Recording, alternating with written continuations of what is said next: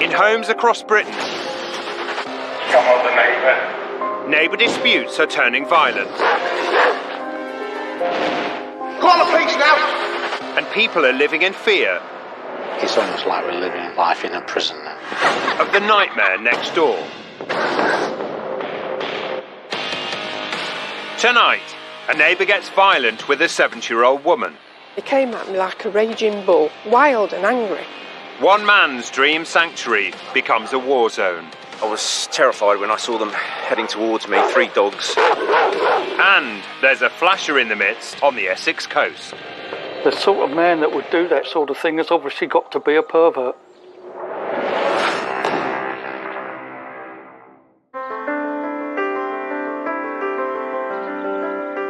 Pensioners David and Glenys Booth moved to the historic market town of Chesterfield 25 years ago. We moved here because it seemed a nice area and we thought it would be a nice place to settle for our old age, really. Famous for the Church of St Mary and All Saints with its twisted spire, the town promised to be the quiet home they dreamed of. It was lovely. The guy that lived here was quiet, friendly. They looked after my cat while we were on holiday, and it was really just a nice place to be. Yes, you've had your tuna. This isn't for you. In 2001, there were some new arrivals in the cul-de-sac. Ex-boxing coach John Mulkeen and his family moved into the house on the corner of the Booths Drive. We had a new neighbour arrive with 2 young boys, and the children used to run about in the close and go on people's gardens that we hadn't been used to before. We were always told to respect other people's property, and we began to realise that they weren't the same sort of neighbour that we were used to. And Glenys had other concerns.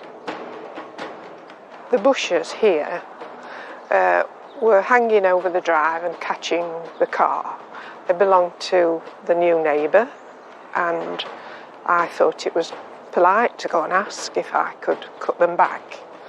And I was told in no uncertain terms that I couldn't, and I would have to wait until he wanted them doing. He said, "You've got plenty of room on your drive."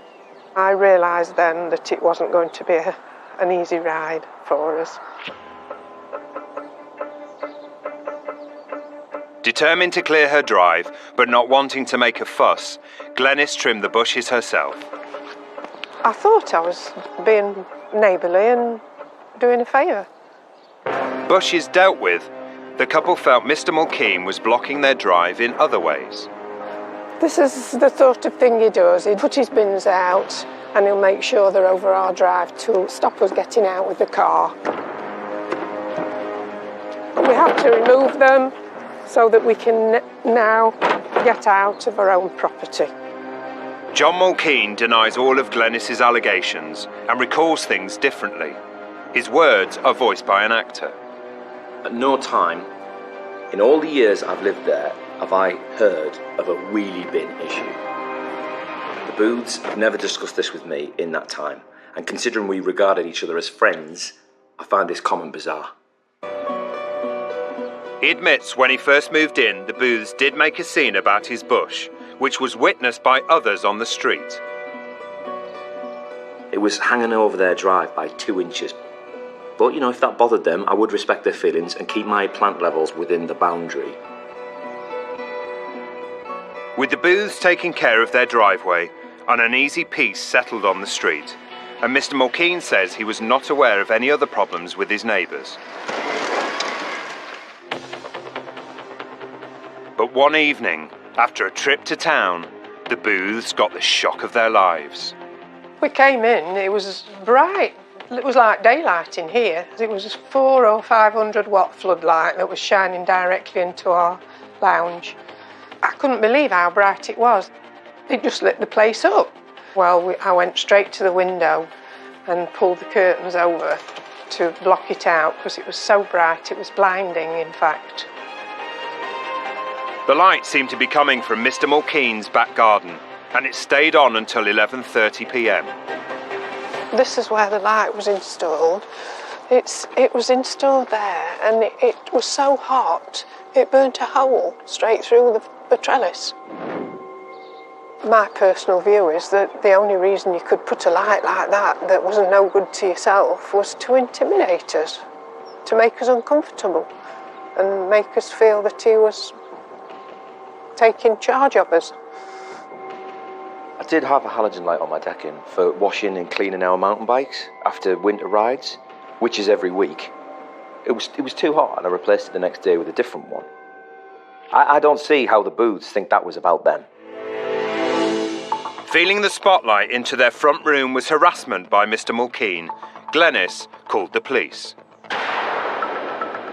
who told her to log any threatening behaviour. With the light removed, Glenys said Mr. Mulkeen then invaded their space in a new way. I came home from town one day, got to the end of the drive. What's here? Part of a shed. And at that moment I saw Mr. Mulkeen going round the corner of his house, and I thought, oh yeah, it's got to be something to do with him. Mr. Mulkeen's proceeding to erect a shed on the side of his property, but this is our drive, right up to the end of here, and this is his property, is where the pebbles are there. The only way that you could obviously get into this is to use our property to access it. What happens if one of the cars is here, a visitor or anybody, or we've got a van or something here? You can't do it. It's not possible. Mr. Mulkeen says he found his neighbour's reaction surprising. They both charged out, wagging fingers angrily and shouting about the access. I was shocked, as this was the first crossword I'd had with them in 15 years. They went away and returned with a piece of paper. I came out with the document that we'd received to prove that it's our property and handed them to Mr. Mulkeen, whereupon he screwed them up, threw them back at me and said, "It might interest you, it doesn't me." But that wasn't the end of it. Mr. Mulkeen wanted to explain why he needed to use their driveway. They listened quietly at the door until I'd finished and then shouted, "There will be no compromise," and then slammed the door shut. But the Booths remember the confrontation differently. He said, "Look, I don't want to fall out with you, but I need to use that, I need more space." But Glenys was determined to keep her driveway private and firmly stood her ground. And we said, "No, we haven't got our permission." And he said, "You want the neighbour from hell, you've got him," and stormed off. Coming up, in Norfolk, a new neighbour leaves one landowner feeling his days are numbered. To be honest, I've never been so fearful of my life. And one man's actions leaves his neighbours reeling.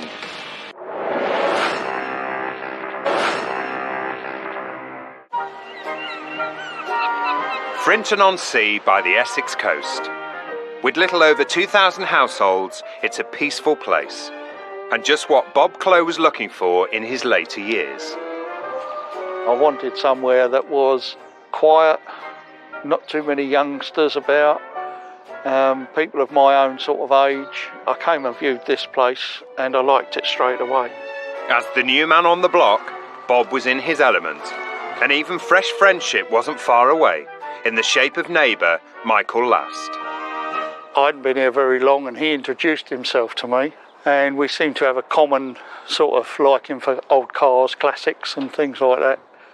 We sort of got friendly, and he used to come over here, I don't know, probably once a month, and we'd sit out here for a couple of hours and have a beer or a glass of juice and just reminisce on old times and things like that. I'd say he was average looking, reasonably smartly dressed, fairly well spoken, and he just seemed a really nice guy. But he didn't seem to have many friends here, and nobody talked to him, because you know he said, "I've been to prison." So I said, no, what was that for? He said, "I was involved with the Cray twins. I got sent to prison for a firearms offence." I didn't quite believe him.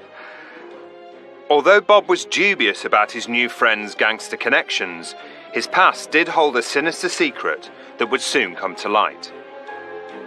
All would be revealed one afternoon as Michael's 86-year-old next-door neighbour Nellie was preparing food in her kitchen.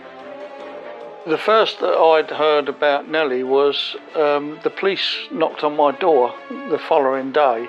I was shocked when I opened the door and there was a policeman there, and he said there'd been an incident where Michael had exposed himself. I just felt disgusted. I didn't really understand that he was capable of doing something like that. He didn't appear to be that sort of person. And I was annoyed for being taken in by him. Wanting to find out more, Bob headed over to Nellie's house.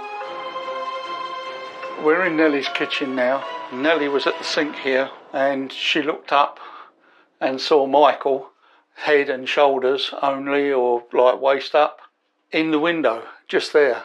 And he was standing on a chair with no clothes on. The fence is, I would say, 4'6". If you were to stand on a chair, you would definitely get your genitals above the fence. I felt very upset that because a lady like Nellie would be like my mum to me. Nellie was too upset to talk about the incident publicly and refused to give a statement to the police, so no charges were brought. The sort of man that would do that sort of thing has obviously got to be a pervert. Bob soon discovered that this was not the first act of indecency Michael Last had committed. Shirley Francis's garden backs onto his, and 7 years prior, she had also been a victim of her neighbour's lewd behaviour. The day Michael came to my attention, it was night time. We needed a blanket from the spare bedroom. As I was going up for the blanket, I noticed all these lights on in the back garden behind me. And I couldn't believe what I was seeing. There was Michael standing there, stark naked. He was obviously excited that he'd got somebody's attention. We had a policeman and a police lady come round to take statements, and then they went round to see Michael. And he admitted it straight away. He wasn't ashamed or remorseful. He was proud. I was paranoid. I wouldn't go into the rooms at the back of the house upstairs for a long time, which isn't easy because one of them is my bathroom. And although he was 40 foot away at the time, he could have been 5 or 6 foot away, the way it made me feel. It makes my heart go, just thinking about it. My immediate reaction was I wanted to get as far away from him as possible. I felt almost ashamed that I'd been witness to this. Michael's history was becoming clear to Bob, and their once firm friendship was over. But when the opportunity arose, his former pal was soon up to his old tricks.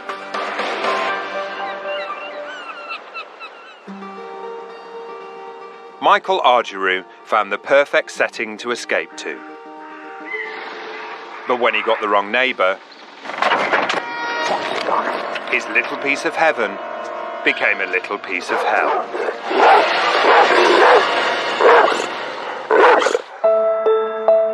4 years ago, nature lover Michael bought a 5-acre plot of Norfolk paradise to create his very own home from home. Sounds like a robin somewhere nearby. I fell in love with it really because it was very landscaped, had a lake, had a bit of sort of heathland, some woods with it as well, so it had a nice combination of different aspects to it. Yeah, growing up really, I kind of dreamed rather than most people of having a house. I kind of always wished for a piece of land. So yeah, I thought, you know, this is the perfect place for me. It's got everything I want really. It's really beautiful, lots of nature. So yeah, I was really happy when I got it. Michael planned to spend every moment he could in his 5-acre haven. My friend helped me install the wood burner and we just kind of knocked the chimney together with a few bits of pipe. Just a few bits of kindling to get it going. Shortly after buying the land, I thought it'd be nice to spend some nights down here, so I stayed in my caravan here. It's really nice and tranquil in the mornings to wake up to the bird song, deer wandering through the woods and foxes coming through. Yeah, it was exactly what I wanted. But just 6 months after he began creating his woodland retreat, Michael discovered someone had bought the neighbouring plot.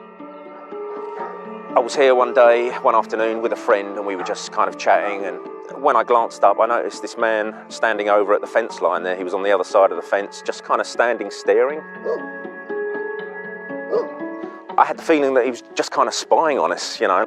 I introduced myself, you know, and he told me a little bit about himself. He also was telling me how much land he'd got and asking me how much land I'd got, which isn't really an issue to me. It was like a sort of, you know, have I got more than you kind of thing. For an initial meeting, you know, I thought he was being a little bit kind of nosy. Michael gave his new neighbour Geoffrey Hind the benefit of the doubt. But within weeks of their first meeting, he suspected that Hind had moved onto the land permanently, something he thought was banned by local bylaws. He was camping at his land. I would leave the land late at night and he would still be there, and if I got there in the morning, he would be there in the morning, sort of sometimes just emerging from his tent at sort of 7 in the morning.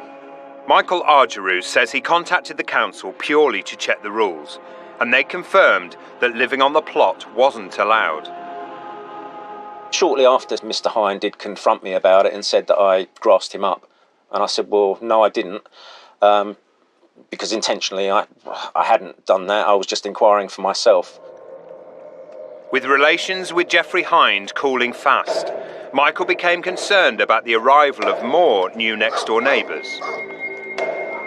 There's possibly 4 or 5 in there at the moment, adult dogs. They seem very wild, very large, powerful dogs, and didn't really bear thinking about the consequences if they attacked someone. And Michael wasn't the only local who was concerned. At first, I was fairly sympathetic to Mr. Hinds. You know, he's a chap who wants his own patch of land to do what he wants on, grow something, keep a few animals, etc. But the dogs are bull mastiffs. They're very strong. They're completely unsocialised. They don't know the difference between their territory and everyone else's. So quite a lot of people are frightened of those dogs. We asked Geoffrey Hind for his side of the story, but he didn't want to take part. But a year after his neighbour moved in, Michael's worst fears were going to come true. So I got about here somewhere, and then I noticed the 3 of his dogs were approximately 5-6 metres away, and they seemed to burst out from their pen, which couldn't have been very secure. I was terrified when I saw them heading towards me, 3 dogs running at full force towards me. To be honest, I've never been so fearful of my life. They were obviously after me, and they just jumped the fence, and I had, like I say, a split second to react and decide what I was going to do.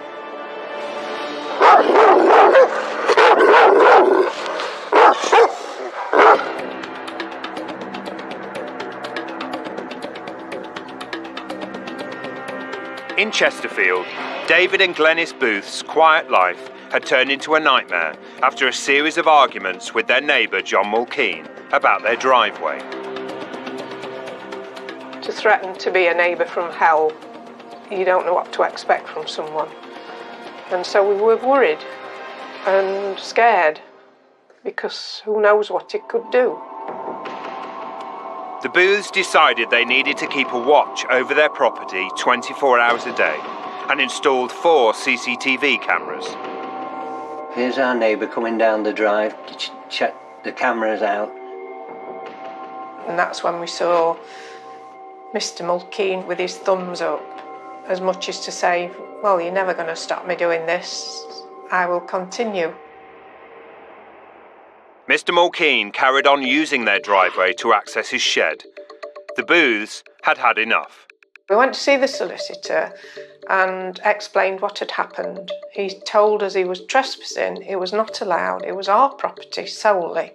So the solicitor wrote to him and told him that he had to either remove it or modify the shed, so he didn't use our property. 6 weeks later, Mr. Mulkeen wrote back to the Booths solicitor. He claimed that his sheds would only be there temporarily. And he replied with a letter full of lies and waffle, really. Mr. Mr. Mulkeen told us what Mrs. Booth claims was waffle was him questioning their motive for installing so many CCTV cameras, and says he was confused by the Booth's sudden possessiveness over their drive. For 15 years prior, I had tended plants down the side of my house and front garden with no access issues. The Booths said Mr. Mulkeen made his feelings about the CCTV very clear.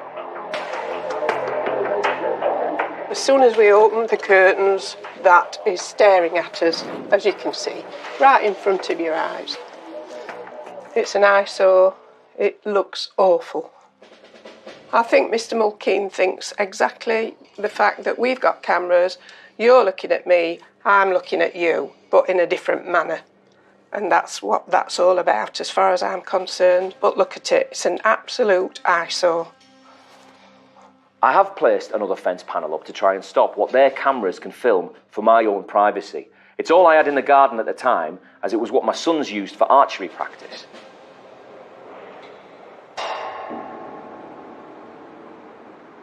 But it wasn't long before there was something else concerning Mr. and Mrs. Booth. After returning home from a game of darts, David Booth noticed another neighbour's bin was very close to his boundary. When I got to this point here, the bin was here, the green bin, and it had been moved from a position over there to the edge here. And when I saw it, I found it quite upsetting and considered it very childish.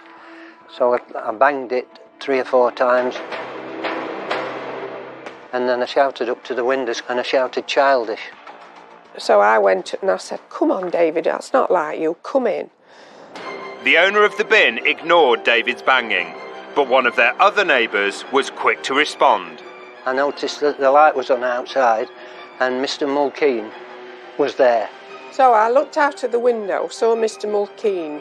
He dragged the bin across and deliberately threw it at our car, bumped it. He kept hold of it, bumped it into the car. And I thought, what the hell's he doing? Why is he doing that? He started making gestures for me to come outside and come and fight me. And so I actually put 2 fingers up to him, and he came across to the window looking very aggressive and went hard on this window. He was hitting it that hard, I thought the window was going to come in. He wanted me to fight him. Now I'm 70-year-old and he's like 46 or 7 or something, and he wants to fight me. And then, of course, I just went outside. I said to Mr. Mulkeen, "What do you think you're doing?" The next thing I know, grabbed the wheelie bin, spun it round, threw it at me.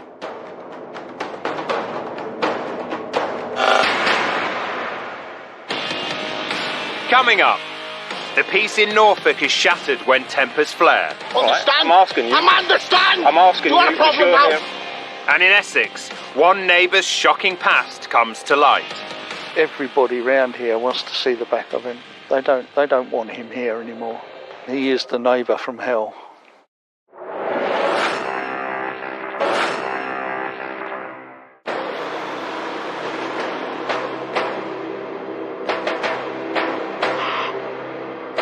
In a quiet cul-de-sac in Chesterfield, violence had erupted after former boxing coach John Mulkeen hurled a wheelie bin towards his 70-year-old neighbour, Glenys Booth. Just missed me. And I said, "Why did you throw the bin at me?" And he said, "I didn't." I was at total shock. Well, he came at me like a raging bull, wild and angry. I put my hands up to stop him because I was sure that he was going to headbutt me. And the next thing I know,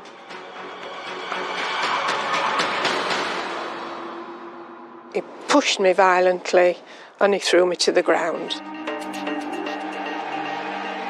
I did not bang their window or come out like a raging bull. All of those were disproved in court by their own CCTV. I fell very heavily, obviously. I wasn't expecting to go down. I banged my head on the paving slabs. She didn't bang her head. Their CCTV shows that. I then tried to help her up, which she refused, which is also on their CCTV. I bruised my left buttock, I had bruising to this arm and cuts on my fingers. Mr. Mulkeen claims his actions were in self-defence. I put my hands behind my back and she grabbed my throat. You know, I pushed her hands away and she fell over. She claims I pushed her over. As Glennis's sister-in-law rushed to her aid, Mr. Mulkeen's partner tried to drag him away. He wasn't shocked, he wasn't sorry. He was out to get somebody that night and it happened to be me. I was dazed, I was in shock. And my husband sat up half the night with me because I'd hit my head badly. The immediate reaction were disgust. Disgust that somebody had attacked a pensioner, a lady in her 70th year. What kind of man would do that? I can only feel disgust for that person. The police came out, took a statement from me, took photographs of my bruising and injuries. Mr. Mulkeen was questioned by police and released on bail. But he continued to use the booth's driveway and was caught on their CCTV cameras. He still continued to use our property. He just doesn't seem to want to let up at all.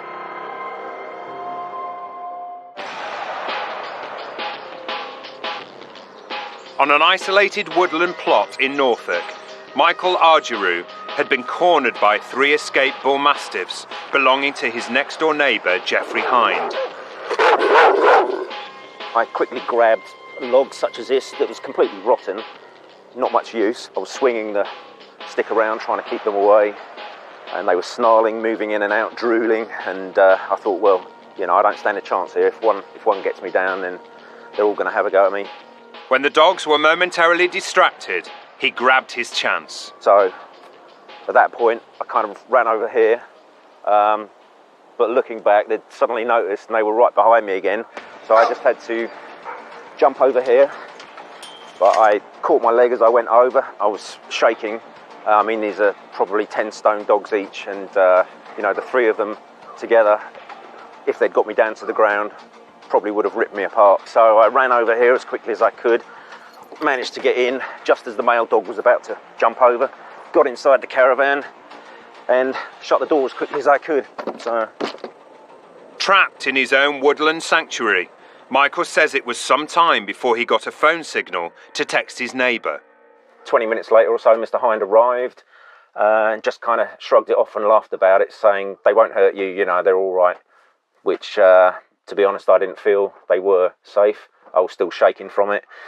And, you know, needless to say, it happened many times again since then. Now fearful of being alone on his own land, Michael reported Geoffrey Hind to the council's dog warden, but nothing was done. And it wasn't long before Mr. Hind upset his neighbours again when he took an unusual delivery: rubber tyres. It was a 22-ton payload on a lorry that delivered them. It looks an eyesore. He was then starting to fill them as well with not only soil, but some of his dog excrement, the associated flies, the smell, maggots, whatever. To be honest, I thought, is he doing this to try and get to me? Together with other neighbours, Michael contacted the Environment Agency about Mr. Hind's tyres, but was told nothing could be done. By this stage, Michael was convinced that his neighbour was deliberately trying to provoke him. One day I was coming up here on my motorbike and I noticed there was 3 or 4 large pieces of concrete placed down to the right here in a small pile. My first thought was, has Mr. Hind done this to purposely mess up my van, knowing that I regularly reverse up this track and round this corner? Michael decided to record his conversation with Geoffrey Hind. What's the purpose of those rocks there? I don't know, I just thought you might have done it. So he continued to deny it, and then he started getting very aggressive. What goes on over there is nothing to do with me. Understand? I'm asking you. I'm asking you because you're here all the time. I was quite astounded, really, by his reaction. Then at one point as well, he picked a rock up from the ground and took a backward sort of swing as though he was going to launch it at me. I left it at that. I didn't antagonise him anymore, didn't swear at him, and left the land and proceeded to report that incident to the police. Thanks to Michael's audio recording, Jeffrey Hine received a 6-month conditional discharge for threatening behaviour. But by now, the peace and quiet of Michael's refuge had been destroyed. Knowing that Jeff was here every night, and if I stayed here quite late at night, with his unpredictable nature, he could be hiding up anywhere. If you're up here on your own, you don't know what's going through his mind, what he's thinking, And the trouble between the two neighbours was only just beginning.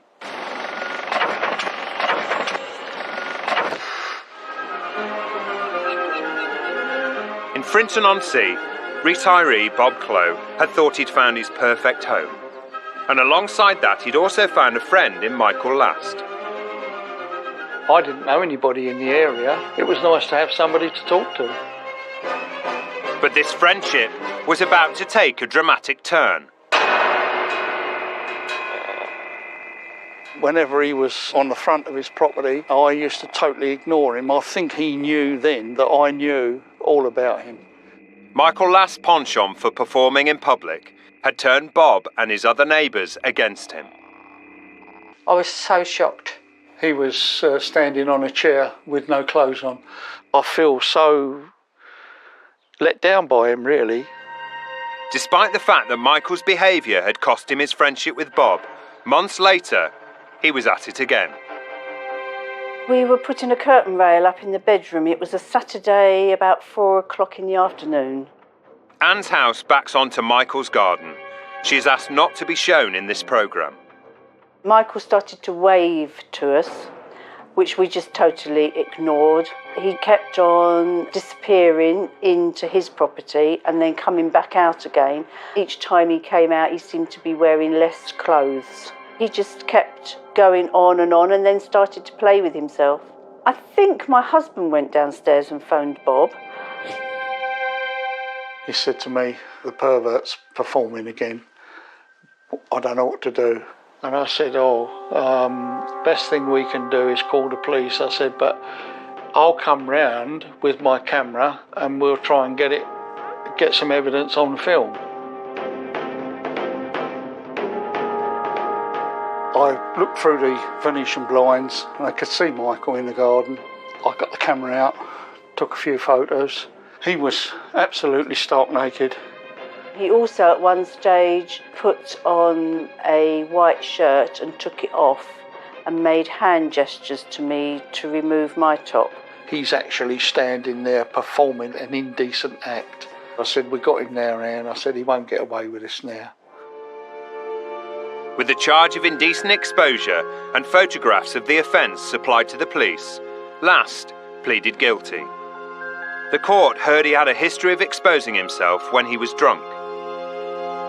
He was sentenced to a 3-year community rehabilitation order, a 3-year supervision order, and fined £1,200. I felt disappointed that having got the evidence, he wasn't given a term in prison. Michael's sentence, I thought, was very lenient. Basically, they've just slapped him on the wrist and put him back into society for society to police him again. The judge said that he must be allowed to come back to his own home, that he was only going to decorate, do it up a bit and then put it on the market to sell. The neighbours hoped that peace would return to their seaside community, but the judge allowed Michael to return to Frinton. Anne phoned me.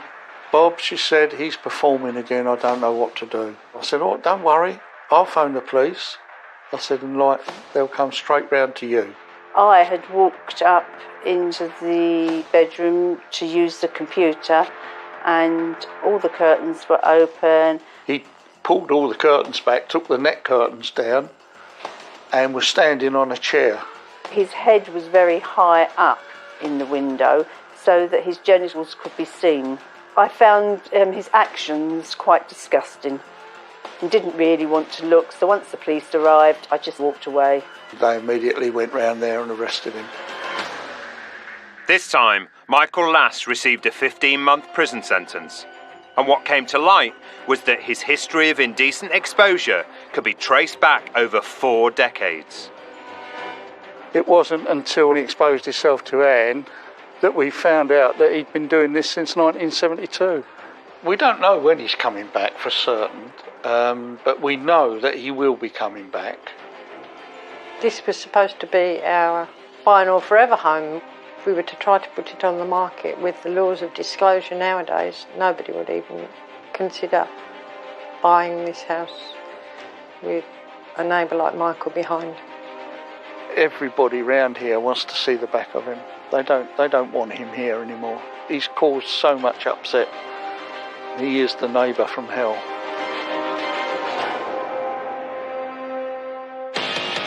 Still to come. In Chesterfield, the warring neighbours end up in court.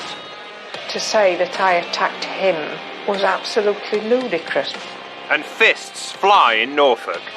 It was like a man possessed. He just exploded.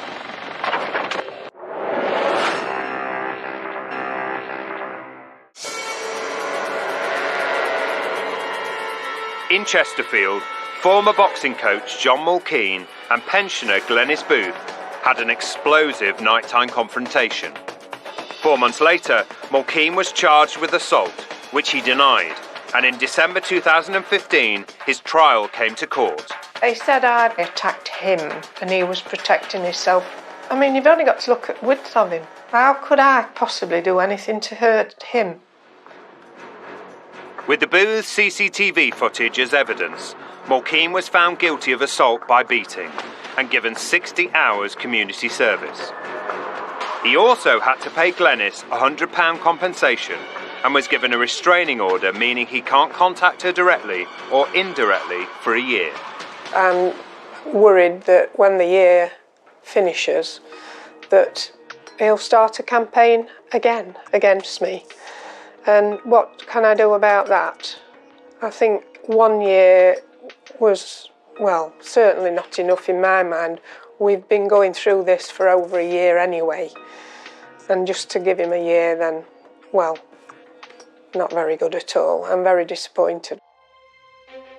Whilst Mr Mulkeen accepts the verdict of the court, he still considers the Booth's CCTV cameras to be invasive and feels the Booths go out of their way to provoke a response from him. We are living next door to 2 people who are on a campaign to make our lives hell. But the Booths claim the assault has taken a heavy toll on them and changed the way they feel about a street they've called home for 25 years. Oh, I tremble. I tremble. I can't wait to get inside my own front door. I feel that someone has to be with me all the time now. I'm afraid to go far on my own because who knows what he might do.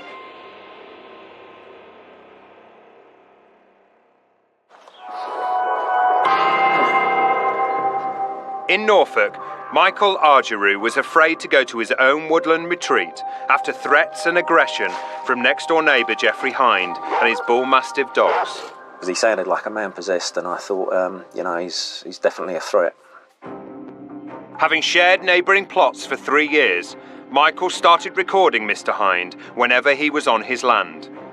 And in March 2015, after Michael bought the driveway between the 2 plots, the pair crossed swords. I was sitting in my van here at the time on my land, and then I noticed Mr Hind come out of his polytunnel from the right and approach his tyre wall, which was there at the time. And then as I came past, he kind of stared at me. I glanced at him, at which point he came over to my window and said, I hear you've bought the driveway. You own the driveway, don't you? And I didn't answer him, and then in a split second after that, I wasn't expecting it, he swung in through the window of the van, punched me hard in the face,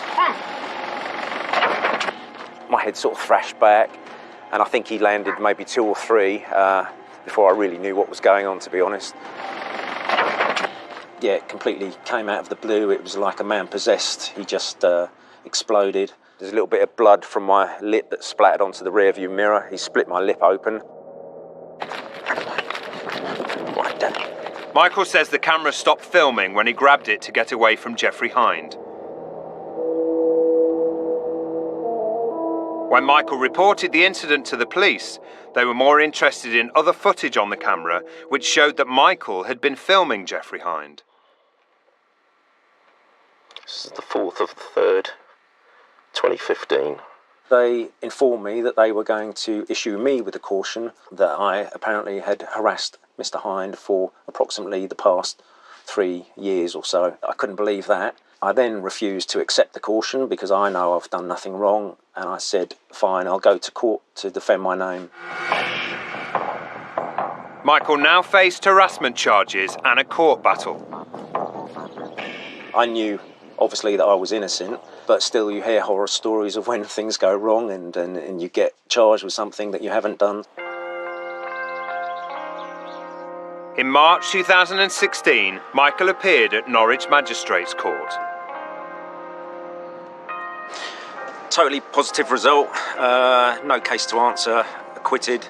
Mr. Hind, to be honest, made a bit of a fool of himself. There was no harassment from me over the past 3 years at all. So yeah, I'm feeling very happy about it. Positive result. After the court case, we approached Mr. Hind for his side of the story. Stop filming now. Jeffrey Hind was later charged with threatening behaviour over the incident in the driveway when Michael claims he was assaulted. And I never know what's next to occur when I go to my land, whether I'm going to be attacked, accused of something. You know, the dogs get out and attack me. It's horrendous, really. 4 years of absolute stress. In May 2016, the court found Mr. Hind not guilty. The 2 men still own neighbouring plots in their woodland sanctuary. Initially, when I came here, you know, I was really happy on the plot of land that I had. I had great ideas, you know, but it's sort of tainted that whole feeling now. It's just, it's not the place it once was.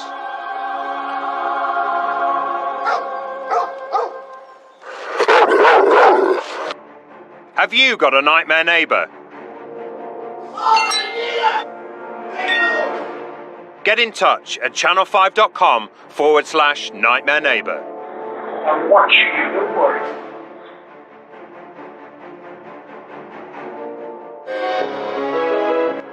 Now, remember when Tom Cruise started jumping on Oprah's sofa? Well, that's just one of TV's most shocking moments, with 3 hours worth from 10. Maybe Tom should have popped in to see his doctor first. Like the wise patients of Hawfield Health Centre, new GPs behind closed doors, is after the 5 News headlines.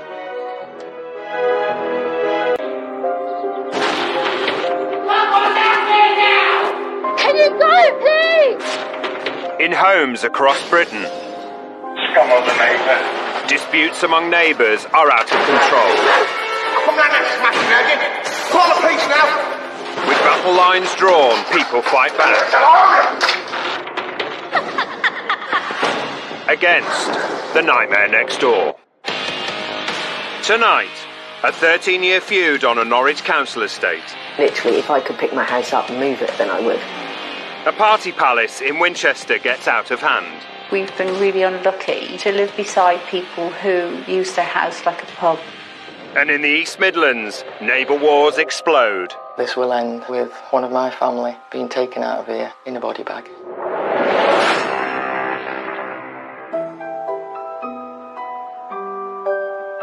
In an ordinary estate in Norwich, the house where Terry Moriarty lives stands out. The statues, they weigh 750 kilos each. They're not going to move. Yeah? Solid. They've grown on me. I think they're a showstopper. They're like, everyone looks. We've had drivers craning their necks to look at the statues where they've nearly hit the island out the front. In 1997, Terry moved in to live with Sheila Carman and her 3 children. The couple bought the council house, and Terry's been busy ever since. This is basically the bathroom. It's a hot tub, steam room, radio, monsoon shower, disco lights, whatever you want to do in it, really. That's your chill out spot.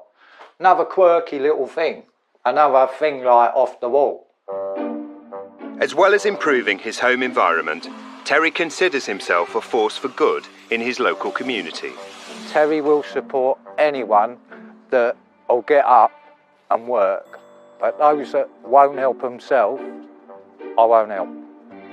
So in 2003, when new neighbour Shirley Drake, known as Fred, moved in, there was no reason to expect relations would be anything but neighbourly.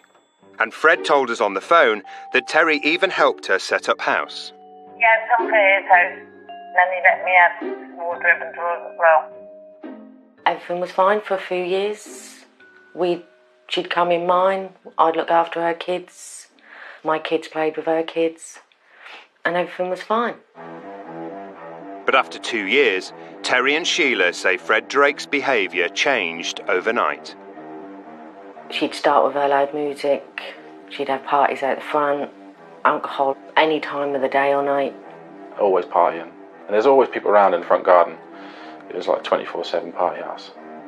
It started first thing in the morning, 8 o'clock in the morning, till 2, 3 o'clock in the morning. We used to go out the house and basically on purpose we'd eat out, we wouldn't come home, we'd dread coming home. The council told Terry to keep detailed logs, and a year later said they would issue Fred with a noise abatement order. But Terry claims the music continued to ruin his family's life. The music was intolerable. It wasn't stopping, day and night, 7 nights a week. We'd filled in logs, which reaped no benefit to us, so I had to go down the camera route. And basically that's just some of the camera systems that I've had to purchase and acquire to prove what's gone on.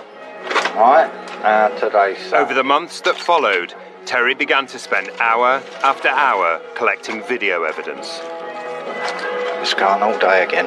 Last Friday to Sunday. Yeah? How much do you want? It was like we live on a council estate, so there's bored people around it. But you get your gyro this week on a Tuesday. So she would provide the premises, if you would provide the beer, and we'll all get together here, if you like. But Fred Drake says she wasn't the only one causing a disturbance on the street. So he played music as much as you did? Yeah. And she claims she was the real victim of noise nuisance. I've had moments where we've like been banging and drilling and everything from like 9, 10 o'clock at night. Idiot. It's grow up. But Terry's stepson Michael says the racket even drove him to spend longer hours at school. When you're doing your GCSEs and stuff and you have to study in your bedroom and you listen to loud music all the time and you've got to concentrate and try and memorise bits and bobs for exams like you got the next day, it was hard to concentrate, hence why most of my revision was done at school. How could they study? Got boom, boom, boom through the wall till 2 o'clock in the morning. Terry and Sheila say they even told Fred Drake about the filming in the hope that it would deter her.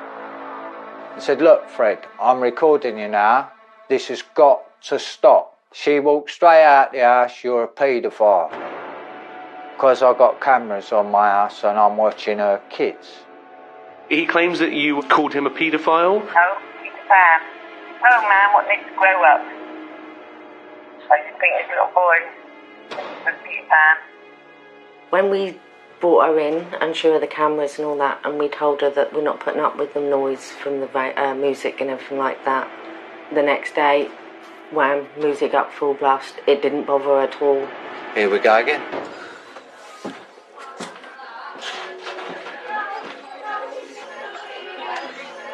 With his neighbour undeterred, all Terry's hopes were pinned on getting the council to respond to his hours of video evidence.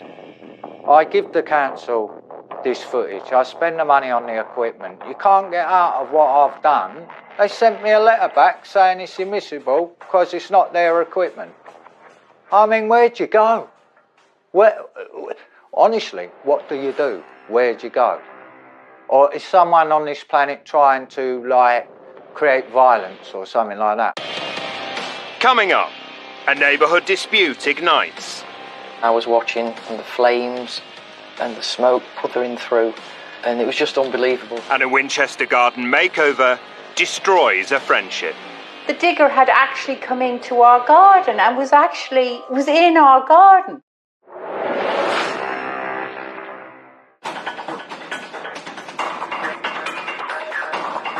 There's one thing we take for granted about our home, that it should be a safe place.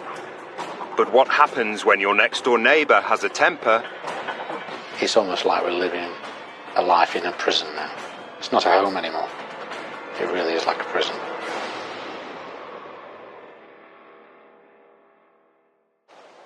Brian and Jane Johnson have spent a happy married life and brought up their family in their 2-bedroom terrace house in Mansfield in the East Midlands.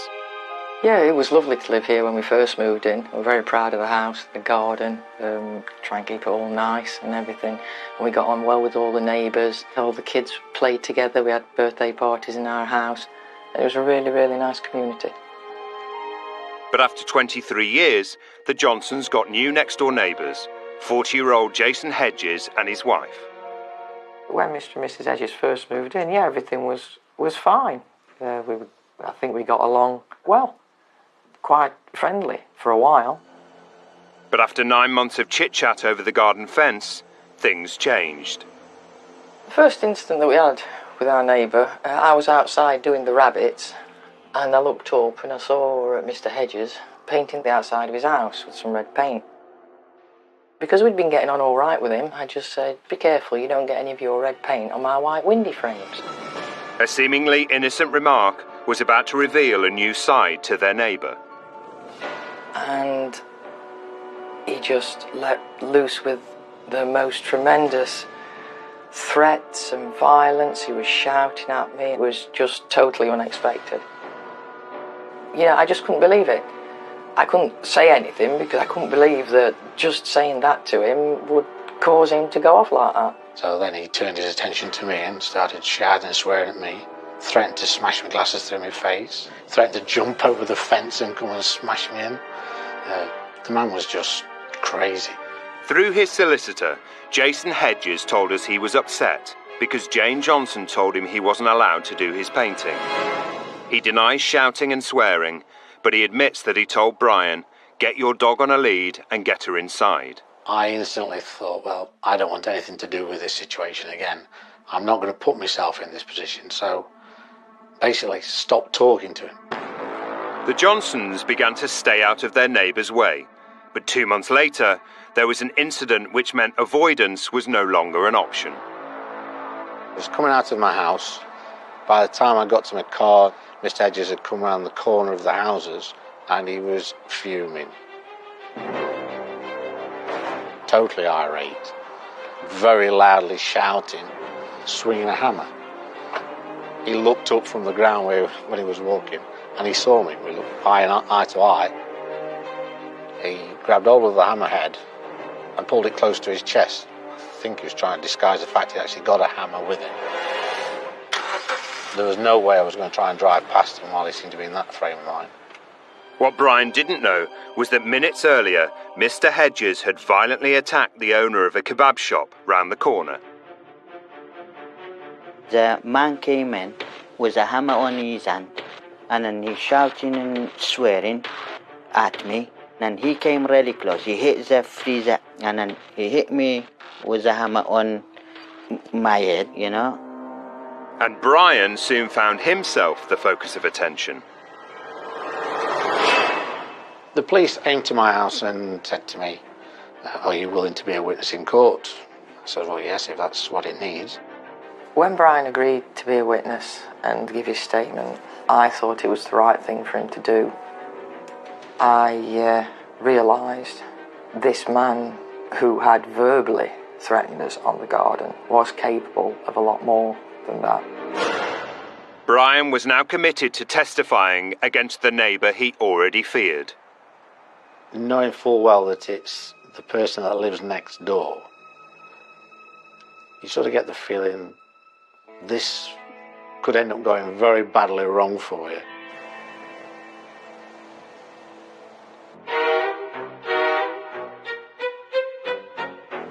The cathedral town of Winchester has been called the best place to live in the British Isles.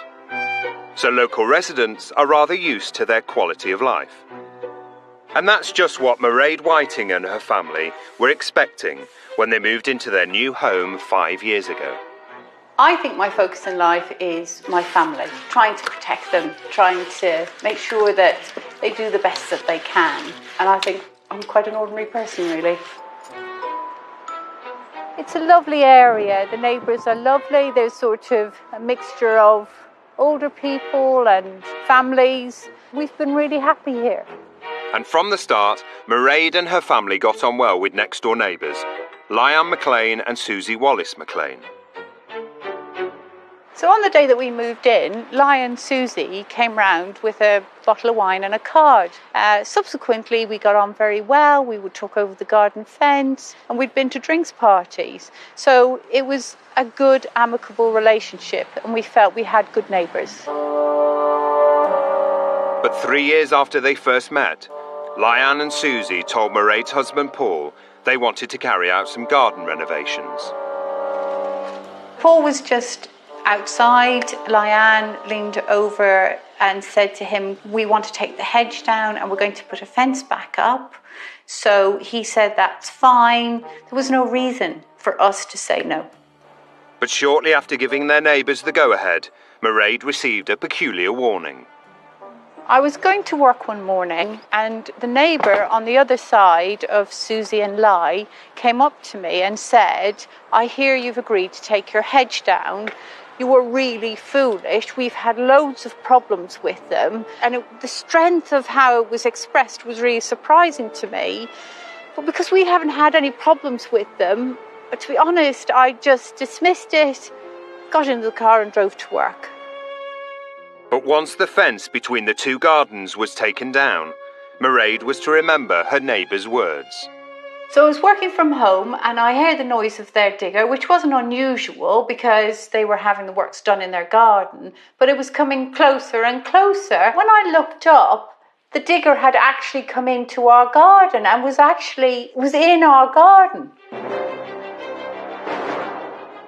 When I came outside to talk to the man in the digger, what he had actually done was he had effectively dug a trench right through to here. When I spoke to him, he said that Lyon and Susie had told him to dig a trench and dig right up to the edge of our patio. So I just said to him, what are you doing? And he said, well, I'm digging a swimming pool. I said, you're doing what?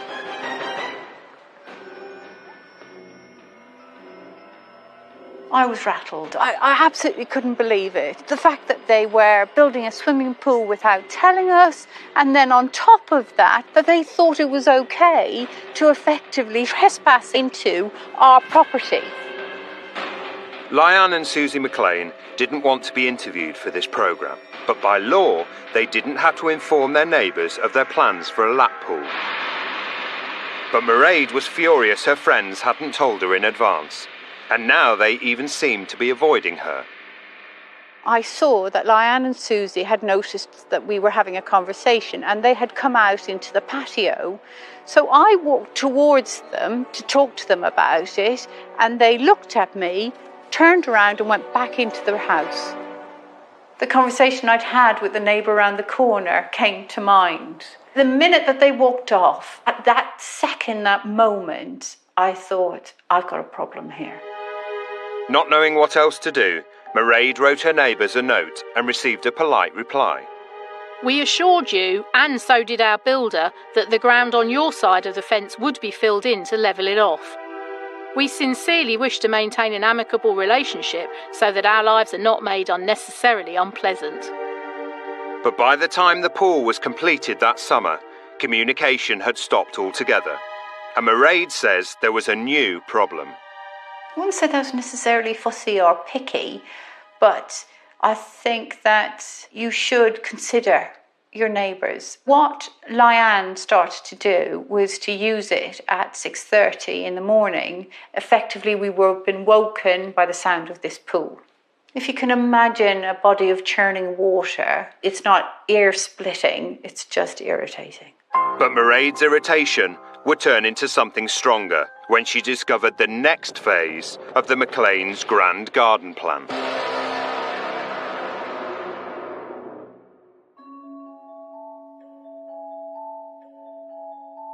In Norwich, Terry Moriarty's home life was being shattered by noisy neighbour Fred Drake, and his complaints to the council were going nowhere. These are the things you end up having to do. Spend money, your time, everything. It distracts you from your life. But what helps you get? Nothing. After a tough start in life, Terry says his family is everything to him. But as the tensions rose between the neighbours, he claims Fred Drake found a new way to provoke him. She would park a car so the back end of it would block the gateway. It's done it on purpose. So I can't enter my door. There were times when I'd come home from work during the day and the mopeds would still be in the garden. I would come in the house and I'd say to Sheila, where are the kids? What are they doing? They're supposed to be at college. They are at college. They had to get the bus in today because they couldn't get the pets out because she blocked to me. I think it was not accidental parking, it was more just to see how far she could push us before we retaliated or said something. Because of his own childhood, Terry says he's extra sensitive about anything that might affect his stepkid's education.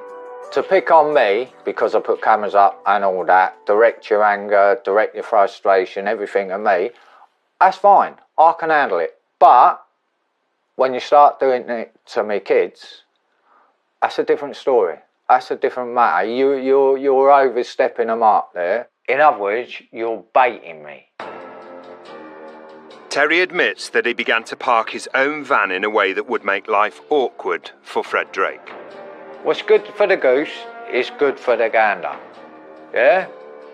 And when Fred Drake responded with more of the same, the feud between the neighbours was to cause chaos for the whole street. I watched Fred pull up, park there and totally block the road.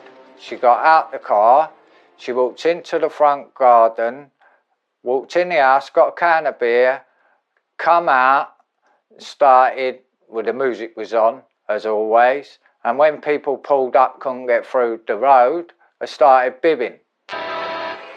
I knew what she was doing. She was creating another scene.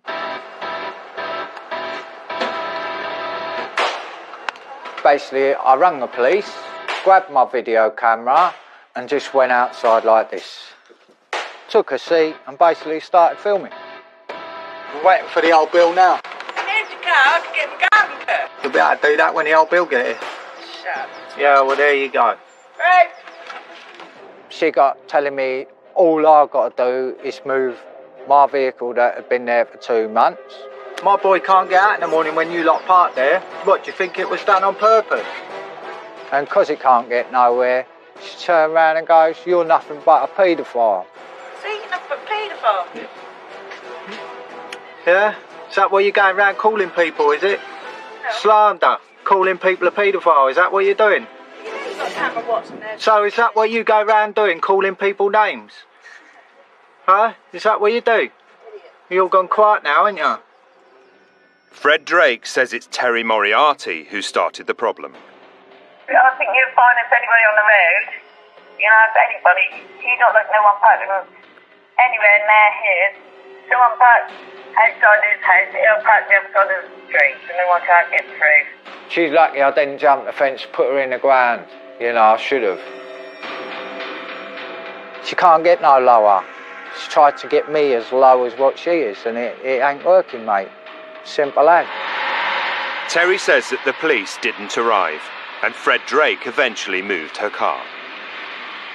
But the conflict with Fred Drake was going to drive Terry Moriarty to desperate measures. I was quite shocked that she'd pushed into that limit. Coming up, In Winchester, the middle classes go to war. There was so much smoke you couldn't see your hand in front of your face.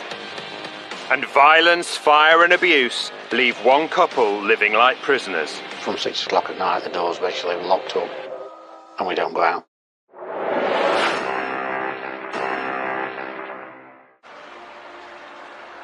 In Norwich, a feud over loud music between Terry Moriarty and his neighbour, unemployed Fred Drake, had exploded onto the streets.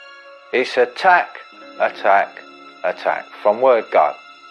Terry has repeatedly complained to the police that they haven't taken his neighbour problem seriously. Well, the police ain't worth nothing. Unless you point them in the right direction and tell them what they're doing, they ain't even worth having. They haven't supported us in any way. The police tell us they continually listen to Terry's complaints and feel they do everything to investigate. And Fred says she tries to keep herself to herself. I don't care about you. I won't do nothing where I'm in. Bring him to East. That's for me. But after years of trying to stay within the law, Terry says he snapped and hatched a drastic plan. My hands are tied. I can't do nothing. My kids are suffering. My family's suffering. No one's doing nothing. I came out my house about 2 o'clock in the morning, went up the road, borrowed a JCB, came back here about 4 o'clock in the morning, 4 just after, think no one's about, drift down here. In desperation, Terry had decided to crash a bulldozer into Fred's home, so the council would be forced to move her away. And I thought, well, ain't gonna hurt no one. I just take the bottom wall out, where between the windows, yeah, and that'll be enough. And obviously me morals, everything, the justability about it, it's all hitting me as it's getting closer. But Terry says that as he approached Fred's house, he was spotted. As I got to about here, I see a neighbour come out from his house, 4 o'clock in the morning, just gone, wasn't expecting it. It's a witness, potential witness. So I drove off, because if I was going to do it, I'm not getting caught for it, you know? I was quite shocked that she'd pushed him to that limit. I was like, no, we can't go down that route. We need to do the proper route, doing the logs and things like that. But to this day, we're still doing logs. I should have just done it, got it over and done with, you know? Because look, it ain't stopped to this day. But though Terry didn't go through with his plan, the feud between him and Fred Drake was far from over. It was only that point I then looked up and see that a car which was outside her neighbour's house was on fire.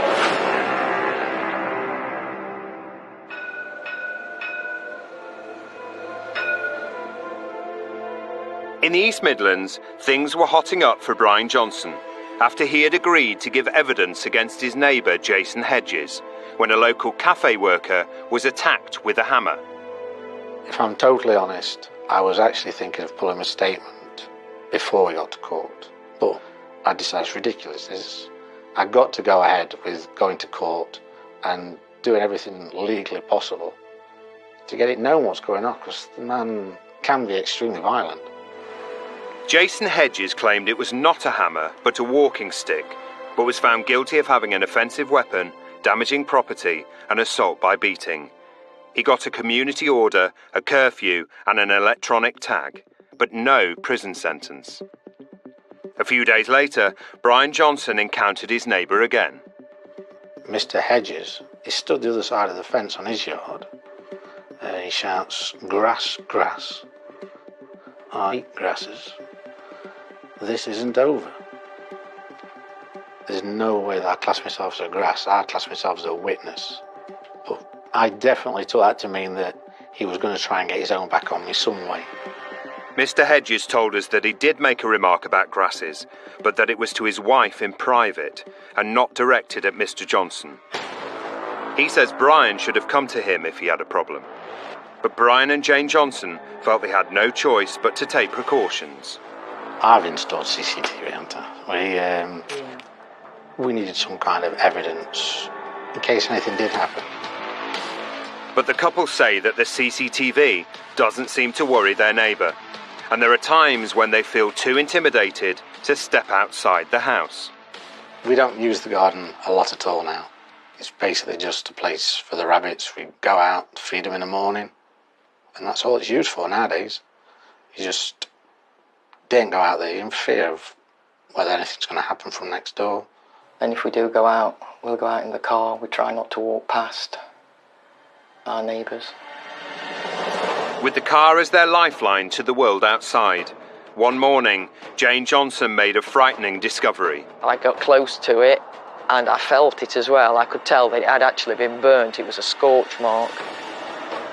I first of all thought that somebody had lit something outside the door, but it wasn't until I managed to lift the door up a little bit that I could see inside the garage, and it was just all black. With the garage just 50 metres from the house, the couple were alarmed and checked their CCTV cameras. We were amazed at what we actually did find. It had actually been done deliberately. But to start off with, we saw somebody walking around the garage for 10 minutes, and then this person starts to walk down our street. The police were saying that there's quite a lot of character to the way that he's walking, and also you see the body warmer he's got on and his haircut and everything. And what we saw next was absolutely unbelievable. Even though the man clearly wasn't Mr. Hedges, the plot thickens when the cameras catch him jumping into Jason's garden. He does actually climb over the gate. And now he comes out, but he's a little bit more wary this time. He's put his hood up and he's trying to avoid the cameras, scaling down the side of the wall. At this point, he keeps darting in and out from the back of the garage. Just going back in now. Yeah, he's just diving behind the garage again. You can just see it flickering there across the bottom garage door, can't you? Yeah, and then this is done. It's so bright that, you know, so obviously whatever accelerant they've used or whatever they're doing there, then it's still going again. It was just an awful feeling, because fire is a terrible thing. The couple contacted the police, but they say little was done. But 2 weeks later, someone was back to have another go. At 2 o'clock in the morning, there's an almighty banging at the gate, dogs going crazy. There was a neighbour at the gate. Basically had to jump out of bed, got downstairs. When I got to the door and spoke to him, he then told me that he'd phoned the fire brigade because the garage was burning. First thing I did was switch the cameras on. I was watching the garage and the flames and the smoke puthering through, and it was just unbelievable. Got changed and went out as quick as I could. By the time I got down the bottom, the fire brigade had actually turned up. You immediately think, well, what's next? You know, is it going to be the house next? In Winchester, the Whiting family were still in shock after their former friends, the McLeans, had suddenly put in a swimming pool and had even crossed their garden boundary while building it. It is not normal, in my opinion, to have churning swimming pool, infinity pool noises while you're sitting in your kitchen or sitting on your patio. But Lyanne and Susie McLean had already moved on to the next phase of their grand plan, a roof structure for their new pool. I was coming home from work. I went into the kitchen and looked out the window, and suddenly I just looked and saw that there was this huge structure. It's more akin to a commercial walkway than it is something that you would find in a residential garden. I was furious. Why would they want to further antagonise us by putting up a huge structure? And it's so close to our boundary that it actually overhangs it. You'll see this is where our boundary is, and the gutter actually overhangs it by this much. All I've done to illustrate this is just put a plumb weight on a bit of string and hung it from the gutter. And that wasn't Mairead's only issue with next door's pool roof. The structure has a plastic roof. As the sun is setting, it tracks and creates a glare which effectively goes from the roof into our kitchen window. When the sun is shining into that window, it's blinding. So you can't stand in there. You can't use the kitchen in that time. And it is definitely a first world problem. That doesn't mean it's not a problem. But next door's vision still wasn't complete. They now added a fire pit to their garden, and Mairead says it was then that the late-night parties began. Your home should be your sanctuary, and for most people in Winchester, that's what it is. I think we've been really unlucky to live beside people who think it's okay to use their house like a pub every weekend. After repeated complaints from Mairead, the council told the McLeans they would have to apply for retrospective planning permission for their pool roof. But far from being the end of the trouble, Mairead claims that was when her family's problems got even worse. They do use smoke as a way to sort of irritate us and I suppose in a way try and get back at us for raising an objection in the first place. You'll see that there's a fire here and then there's a fire over here. You can see the smoke coming out under here. They're not sitting out at this stage. They're effectively just coming out of their house and wafting the smoke in our direction. The smoke is dreadful. It's just torture. If you haven't changed the bedding, all of the bedding just stinks of it. This is probably, of the things that they do, this is the worst. Through their solicitors, Lyanne and Susie told us, one of our neighbours objects to changes in our garden and a planning application we have made. Rather than just objecting to the planning application through the usual channels, this neighbour has escalated the matter out of all proportion and made unfounded allegations in the process. But convinced that her neighbours were trying to provoke her, Mairead admits that she eventually snapped. The smoke was going on for a good hour or so decided to try and redirect it a bit by putting a water sprinkler on.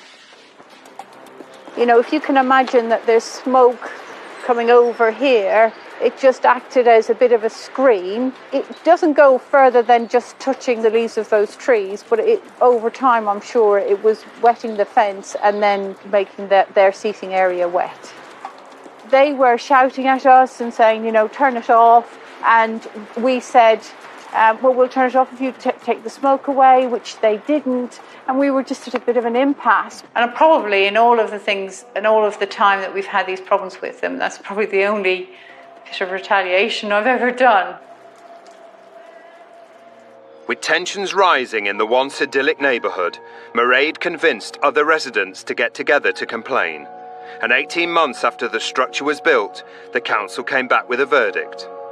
The McLeans were told to reduce the height or take it down, and Mairead says her neighbours didn't take the decision too well.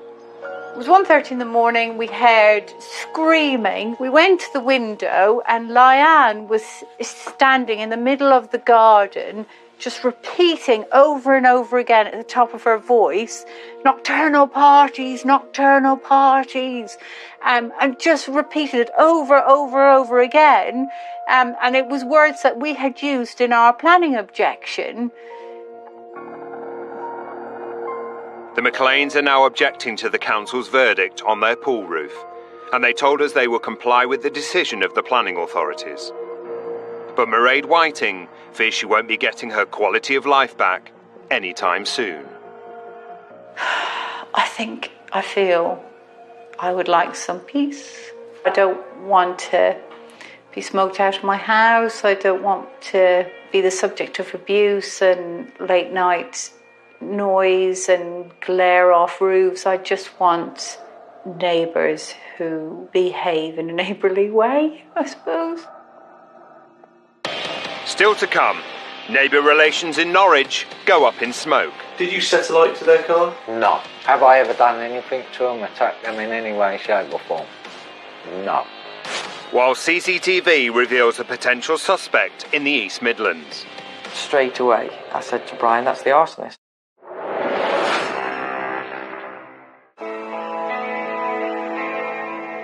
After 2 nighttime arson attacks on their garage, Brian and Jane Johnson were living in fear in the East Midlands.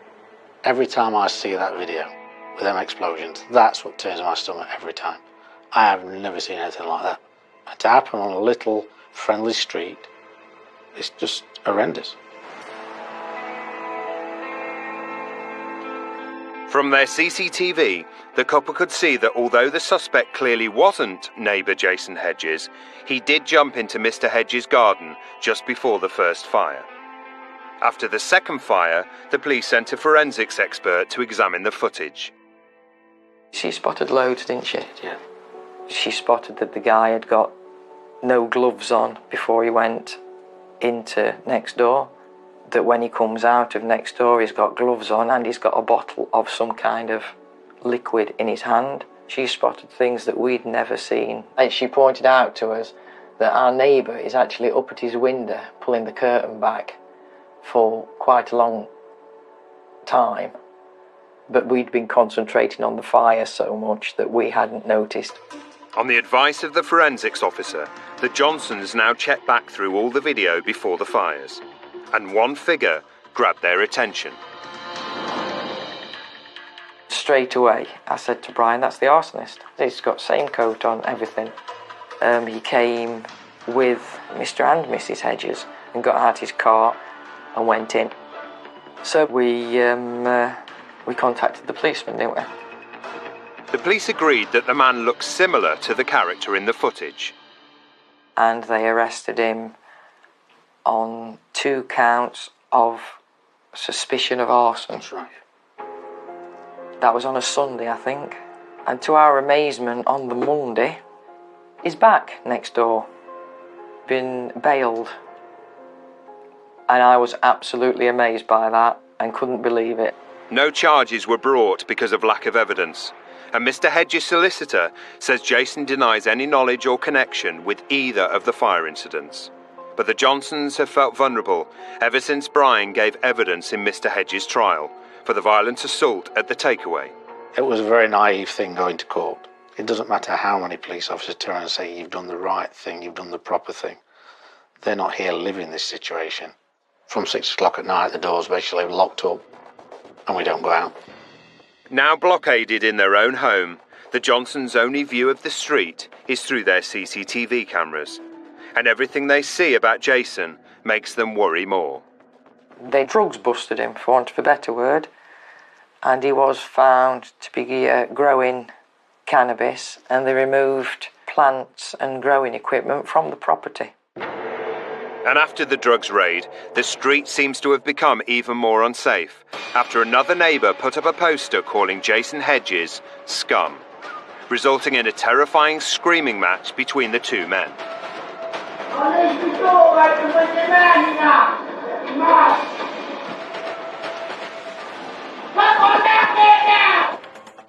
Jason Hedges admitted a charge of cannabis production, which he claims was for personal use.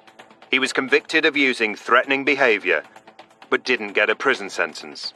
The more he thinks he's got away with, the more he thinks he's going to get away with. It frightens me as to what it's going to escalate to. It really does. Jason's solicitor admits that Mr. Hedges is no angel, and that he's currently receiving help to manage his severe anxiety and depression. He also feels the Johnsons are in no way frightened of him, but have taken against him and are waging a campaign to get him evicted. But Brian and Jane Johnson are adamant they're the ones with a jail sentence. It's almost like we're living a life in a prison now. It's not a home anymore. I've told all the policemen the same thing. This man doesn't make empty threats. And my biggest fear is that one day when they respond, it will be to collect one member of our family in a body bag. Yeah, what have I got for you, boy? Hang on.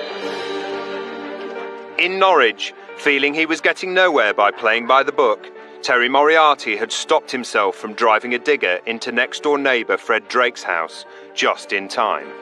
She constantly, for the last 10 years, has constantly gone out her way, has been her sole mission in life, is to attack our family and to make us bite. Fred denies doing anything to provoke him But in 2009, Terry says he woke in the night to find that a car in the street was on fire.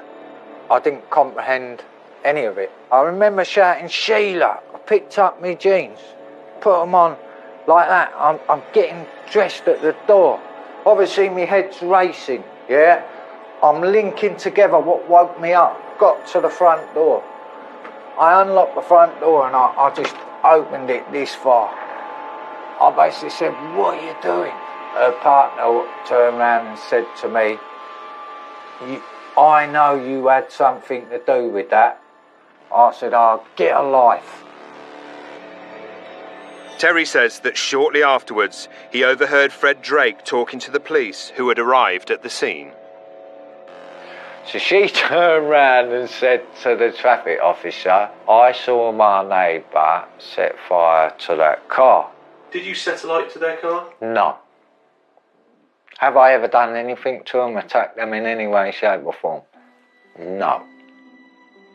Despite his denials, Terry was arrested, although eventually released without charge. But Fred Drake stands by what she told the police. Yes, I saw him. So I was on the phone, Fosgate, and I was watching him when I went back there. And then when the police come, he comes to the front door with a pair of jeans on. I said, "I got one out."